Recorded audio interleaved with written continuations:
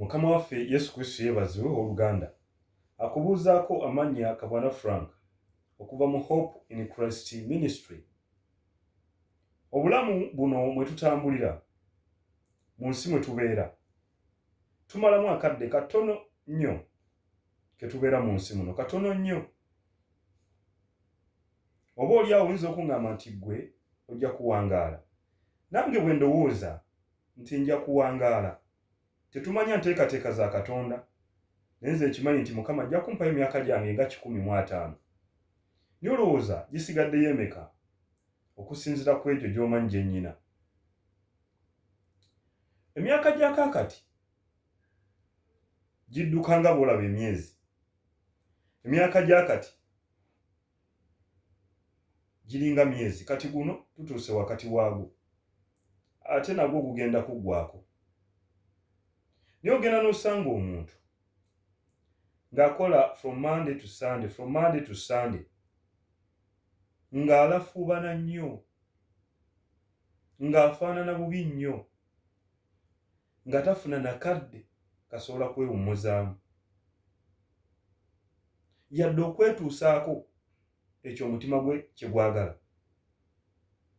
Abantu abamu bwe batyo, atuuka n'ava mu bulamu bw'ensi eno nga ye teyeesanyusizza, ne ssente ze zabadde atuuyanira nga taziriddeeko.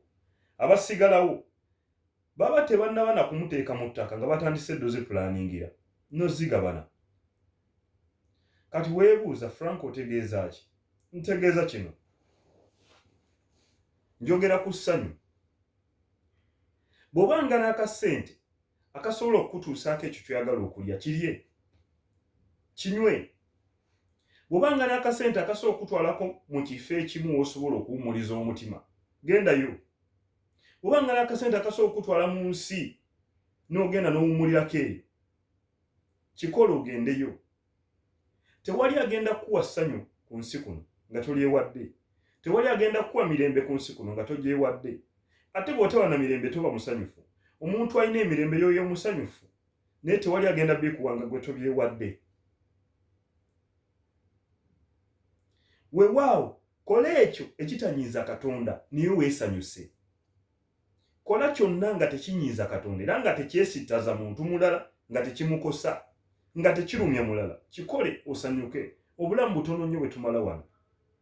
Ne bw'osaba emyaka ebi giba gya kuggwaako. Kyokka ate gye tulaga tugenda malayo ebbanga lyonna.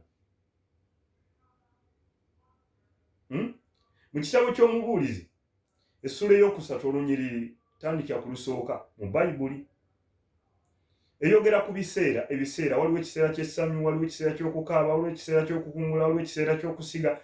Ebiseera biri awo byeyogerako bingi, ojja kugenda osomewo.